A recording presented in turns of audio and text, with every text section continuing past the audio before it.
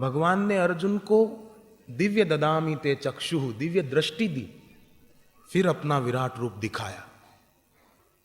और दिव्य दृष्टि के द्वारा विराट रूप देखने के बाद भी अर्जुन डरने लगा। डरने लगा तो उसकी वो दिव्य दृष्टि चली गई।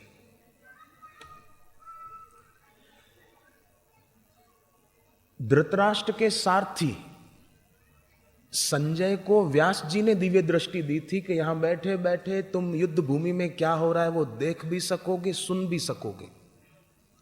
पर संजय की भी दिव्य दृष्टि चली गई। कब चली गई? जब संजय बोला, हाय हमारा दुर्योधन मर गया। मोह के कारण संजय की चली गई और डर के कारण अर्जुन की चली गई। तो शिष्य कैसा हो कि उसको किसी में मोह भी ना हो और डर भी ना हो। हां, एक अर्थ में गुरु के आगे डर जरूर रखे, पर कैसा डर? जैसा लक्ष्मण जी के मन में डर था। लक्ष्मण जी रात को राम जी की सेवा करते थे। राम जी सोए हैं, आराम करने गए और लक्ष्मण जी आकर चरण चंपी कर रहे हैं, पैर दबा रहे हैं राम जी के। पर लक्ष्मण जी पैर दबाते दबाते, चरण सेवा करते करते डर रहे हैं। तुलसीदास ने लिखा, उनको क्या डर लग रहा है? वो तो शेष के अवतार हैं, फिर भी उनको डर किस बात का लग रहा है? तुलसीदास जी ने लिखा, लक्ष्मण जी को डर इस बात का लग रहा था कि कहीं राम जी आंख खोलकर ये ना कह दे कि अब तुम चले जाओ, अब तुम जाओ, तुम जाकर आराम करो। कहीं राम जी ऐसा ना बोल दे और मेरी सेवा चली जाए, मेरा दर्शन चला जाए, ऐसा ना हो। लक्ष्मण जी को ये डर लगता था। तो ये इस डर के कारण शिष्य हमेशा वही करेगा जो उसके गुरु के और शास्त्र के सिद्धांत के अनुकूल है। वो वही करेगा ना, क्योंकि गलत करूंगा तो कहीं मेरा स्वामी मुझसे रूठ न जाए, और मेरे स्वामी रूठ गए तो जिस शिष्य के गुरु शिष्य से रूठ जाएं तो उस शिष्य के पास बचा क्या? कुछ भी नहीं रहा। शिव जी का वचन है कृपानाथ के गुरु की प्रसन्नता ही साक्षात्कार है।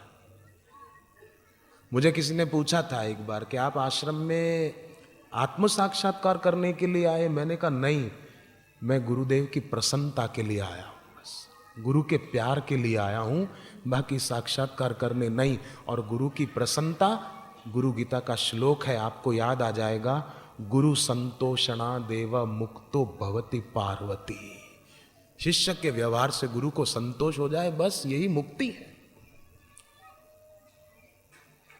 भक्ति के सुनो,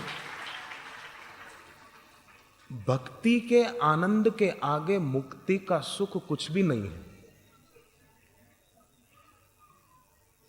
और भक्ति में द्वैत होता है, ये मेरे गुरुदेव हैं, ये मेरे मालिक हैं, ये मेरे स्वामी हैं, हम इनके सेवक हैं, ये लगेगा द्वैत। पर ये द्वैत अद्वैत से भी बहुत सुंदर है। कई अद्वैतवादी तो रूखे होते हैं, रूखे वेदांती। एक वेदांती था, वो बोलता था संसार असत्य है। अरे असत्य कैसे? असत्य है, ये भाई दिखते हैं, ये बहनें दिखती है, ये लोहे के पत्रे दिखते हैं, एंगलें दिखती है, ये असत्य कैसे? सिद्ध करो। ये पाइप दिखते हैं, पंखे दिखते हैं, असत्य कैसे? और वो बड़ा तार्किक था। देखो, माया कह सकता था, गो गोचर जहां लगी मन जाई, सो सब माया जानो भाई। यदिदम मनसा वाचा चक्षुर्भ्याम श्रवणादिभि नश्वरम गृहमाणम च विद्धि माया मनोमयम, ये बोल सकता था। वह संसार असत्य है।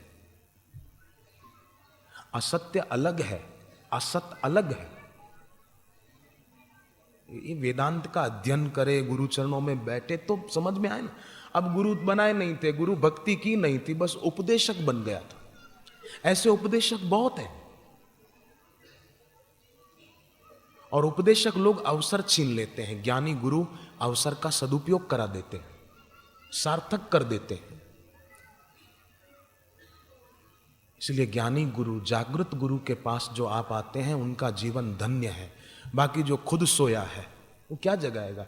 एक ऐसे उपदेशक उपदेश दे रहे थे, एक महिला उसके पति के साथ बैठी थी तो झोंका खा रही थी, बार बार उसको झोंके खाए जाए। खूब गिने चुने श्रोता थे। उसका पति जो पास में बैठा था वो थोड़ी देर में उठकर चला गया। उपदेशक का उपदेश पूरा हुआ, उतरा नीचे, उस महिला को कहा, बहन जी क्या मेरा उपदेश इतना उबाऊ है, उबाने वाला है? क्या आप झोंके खा रही थी और आपके पति तो लगता है मेरी कोई बात से नाराज हो गए इसलिए उठकर चले गए, रूठ गए और उठ गए, और आप झोंके खा रहे थे? क्या मेरा प्रवचन इतना उबाने वाला है? वो क्यों रूठकर चले गए? मैंने ऐसा क्या कहा? बोले नहीं नहीं, आपने ऐसा कुछ नहीं कहा। आप दुखी मत होइए, उनको नींद में चलने की बीमारी है। मतलब वो भी सो गया था। ये भी जो खुद सोया हुआ है उसका उपदेश किसी को जगा नहीं सकता, अवसर का दुरुपयोग करा देता है, अवसर छिन जाता है, समय बीत जाता है, पर गुरु समय का सार्थक सदुपयोग करा देते हैं और हमें अपने सान्निध्य के द्वारा जगाते हैं। जैसे श्री कृष्ण ने अपने सानिध्य के द्वारा, अपने उपदेश के द्वारा अर्जुन को जगा दिया।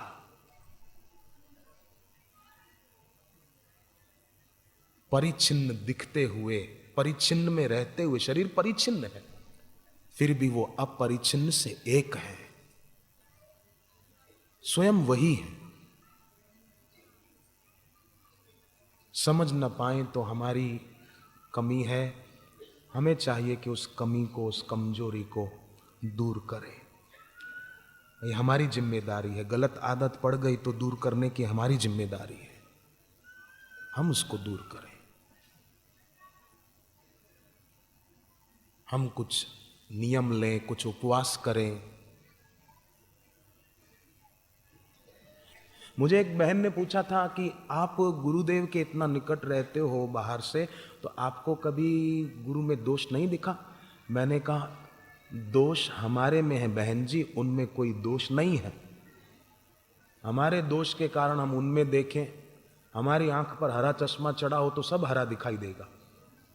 नहीं दिखाई देगा।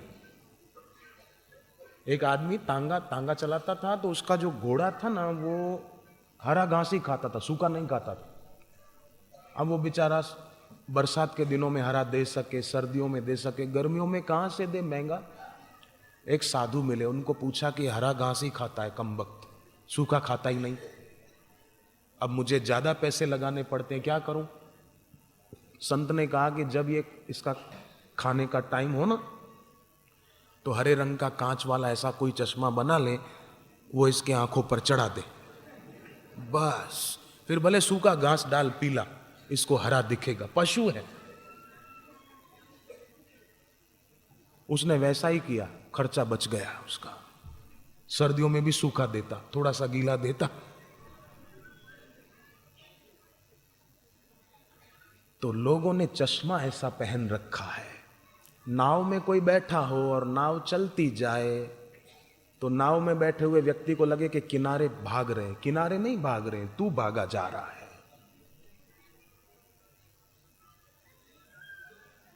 आंख पीलिया हो जाता है ना, तो आंख पीली पीली हो जाती है, पीला पीला दिखता है।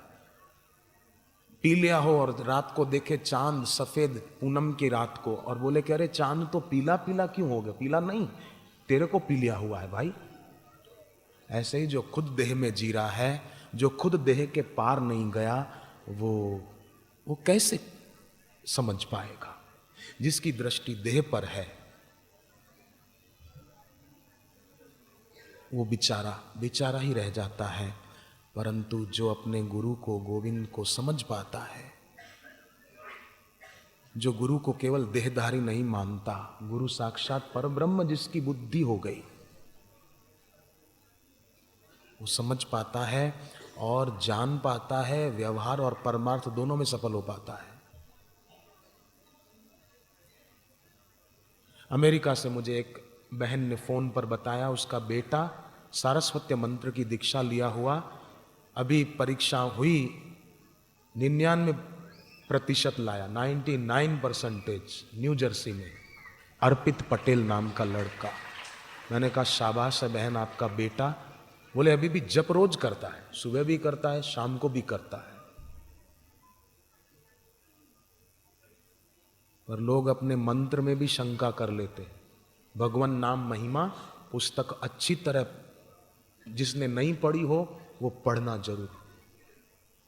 उस भगवान नाम महिमा पुस्तक में 10 नाम अपराध बताए हुए हैं, उसका ख्याल करना, पढ़ना एक बार हो सके तो जरूर। पढ़ लिया हो तो एक बार फिर से पढ़ना। और दूसरी एक बात, आपके चरणों में प्रार्थना, गुरु मंत्र माने सबसे बड़ा मंत्र। गुरु मंत्र लेने के बाद जो दोरे धागे तावीज ज्योतिषी तांत्रिक इनके पास जाते हैं वो बेचारे बहुत कमजोर मन के हैं, या यूं कहो कि उनकी श्रद्धा में दम नहीं है। आपने कथा सुनी होगी कि हनुमान जी को रावण के बेटे ने ब्रह्मास्त्र से बांध दिया था। हनुमान जी बंध गए थे ब्रह्मास्त्र का सम्मान करने की खातिर। फिर प्रसंग बड़ा है पर मैं केवल इतना ही कहूं, फिर पूंछ में आग लगा दी गई। आग लगाने से पहले रावण के राक्षसों ने सोचा कि ये केवल एक अस्त्र ब्रह्मास्त्र से बंधे हैं, कहीं ये छूट ना जाए, चलो थोड़ी दूसरी रस्सियां भी इनको लपेट दो। तो हनुमान जी को दूसरी रस्सियां बांधी। तो जब दूसरी रस्सियां बांधी तो ब्रह्मास्त्र चला गया, अलोप हो गया, क्योंकि ब्रह्मास्त्र का उन्होंने अपमान किया। ब्रह्मास्त्र से ज्यादा मजबूत दूसरी रस्सियों को समझा, तभी बांधने लगे थे ना। ब्रह्मास्त्र चला गया। हनुमान जी ने देखा अपने आप चला गया तो अब चलो अपन भी चलते हैं। अब दूसरी रस्सियां हनुमान जी को कब तक बांध सकती थी, टूट गई और हनुमान जी ने लंका को आग लगा दी। तो जो राक्षस वृत्ति के होते हैं वो ब्रह्मास्त्र को नहीं समझ पाते, वो गुरु के मंत्र की महिमा कितनी है वो भी नहीं समझ पाते। मंत्र को, गुरु मंत्र को छोड़कर फिर ये मंत्र उसके पास जाऊं उसके पास जाऊं, नहीं नहीं। हनुमान जी ब्रह्मास्त्र की महिमा समझते हैं तभी तो बंध गए थे। ऐसे ही जिनकी हनुमान जी जैसी सोच विचार है वही गुरु मंत्र की महिमा को समझ पाते हैं और गुरु मंत्र से पूरा लाभ उठा पाते हैं। बाकी तो राक्षस हैं, रस्सियों को बांधते हैं कि ये कुछ वो रस्सियां हनुमान जी को बांधेगी। मैंने कई साधकों की बातें सुनी हैं, उन पर किसी ने कुछ अगर किया भी था पहले से तो गुरु मंत्र के प्रताप से वो ठीक हो गए।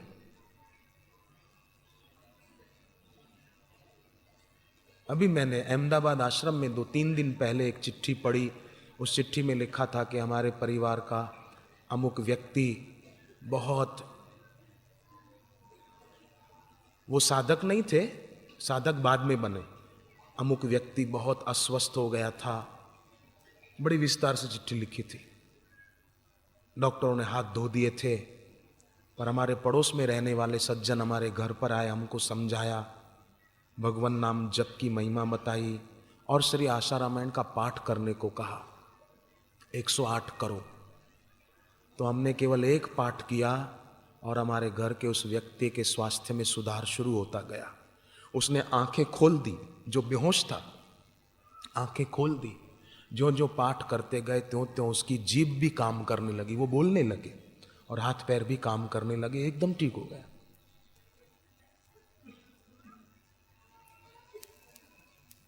कमजोर ना हो। इसलिए विवेकानंद बोलते थे शरीर से भी मजबूत बनो, मन से, श्रद्धा से और भक्ति से भी मजबूत बनो। शरीर भी ऐसा ना हो थोड़ी हवा लगे तो उड़ जाए, कोई कुछ कहे और हमारी श्रद्धा में कमी आ जाए। एक होती है श्रद्धा, एक होता है आदर। आदर कम हो सकता है, श्रद्धा कम नहीं हो सकती। अगर श्रद्धा हो ना सच्ची तो वो कभी कम नहीं होगी, कभी टूटेगी नहीं। आदर होता है कोई गुण देखकर, परंतु ज्ञानी महापुरुष जो होते हैं ना वो गुणों के वश नहीं होते। कभी दिखेगा तामसी क्रिया, राजसी क्रिया, सात्विक क्रिया, पर वो गुणों के वश नहीं होते, वो तो उससे पार है। केवल उनकी महिमा को समझे, माने और दृढ़ प्रीति करे और जो साधन बताया वो करें तो जरूर इहलोक सुखी परलोक सुखी, संसार के राग से मुक्त, और राग जो सब दुखों का मूल है उससे भी मुक्त। विज्ञानी सिद्ध करते हैं कि वृक्षों में जो हरियाली दिखती है वो वृक्ष में नहीं है, व्यक्ति की आंख में है। जब कोई देखने वाला नहीं होता, विज्ञानी बोलते हैं, तब वृक्ष हरे नहीं होते हैं। हम कहते कि अरे ये हरा है। जो पहाड़ी झरने ऊपर से बहते हैं नीचे की ओर, आवाज खूब होता है, खूब आवाज होता है, पर जब कोई देखने वाला सुनने वाला नहीं होता तो वहां आवाज नहीं होता है, क्योंकि आवाज तो कान की संवेदना है, दृश्य आंख की संवेदना है, बाकी वहां कुछ नहीं है। चाय मीठी नहीं होती है, हम शक्कर डाल के मीठी कर देते हैं। दूध मीठा नहीं होता, हम शक्कर या मिश्री डालकर उसको मीठा कर देते हैं। ऐसे ही अब एक बात और इस बात पर आई कि हमको कोई चीज अच्छी लगती है खाने में, किसी को पिज्जा अच्छा लगे, किसी को बर्गर अच्छा लगे, किसी को आइसक्रीम अच्छी लगे, किसी को दही अच्छा लगे, परंतु कभी बुखार आ जाए और वो अच्छी चीज आपके सामने रखी जाए तो क्या वो आपको अच्छी लगेगी? हमको लगेगी अच्छी? क्यों अच्छी नहीं लगेगी? रोज तो खाते थे या कई बार खाते थे, अब बुखार आ गया, जीभ रुग्ण हो गई है, इसलिए वो चीज अच्छी नहीं लग रही है। अब हो रहा है कि इसको परे हटाओ, मेरे को नहीं खाना है, अभी तबीयत खराब है। तो इससे सिद्ध हुआ हम वस्तुओं में महत्व बुद्धि रख देते हैं, सुख बुद्धि कर देते हैं कि इससे मेरे को मजा आएगा। बंदर होते हैं ना, बंदर, बंदरी, उनका बच्चा मर जाता है ना तो कई दिन तक, 2-4 दिन तक, 5 दिन तक उसको लगाए रहते हैं अपने सीने से, मेरा बच्चा, मेरा बच्चा, मेरा बच्चा। फिर जब उनको समझ में आता है कुछ थोड़ा थोड़ा तो उसको डाल देते हैं जंगल में कहीं। ऐसे ही जिनका मानस विकृत मानस होता है, वो अपने दुराग्रह को, अपनी इच्छाओं को, अपने अभिमान को ढोते रहते हैं, जैसे बंदर बंदरी लाश को ढोते रहते हैं। ऐसे अभिमानी लोगों की, दुराग्रही लोगों की कमी नहीं है। बंदरी का बच्चा तो कभी जीवित भी था, परंतु उनका दुराग्रह, उनकी इच्छाएं, वो तो मुर्दा ही है और मुर्दे ढोते रहते हैं वो लोग, उसमें मजा आता है उनको। और अपने को समझते हम बड़े पढ़े लिखे ऑफिसर हैं, बड़े पदाधिकारी हैं। मोह घासा, गीता के 9वें अध्याय का 12वां श्लोक, मोह घासा मोघ कर्माणो मोघ ज्ञाना विचेतसः। भगवान ने कहा उनका ज्ञान भी व्यर्थ है, उनकी इच्छाएं भी व्यर्थ है, और उनका जीना भी व्यर्थ है, व्यर्थ है। पर साधकों का जीना सार्थक है, क्योंकि सार्थक में अपना मन लगाया और निरर्थक से अपना मन परे हटाया, इसलिए साधकों का जीवन वो धन्य है, सार्थक है।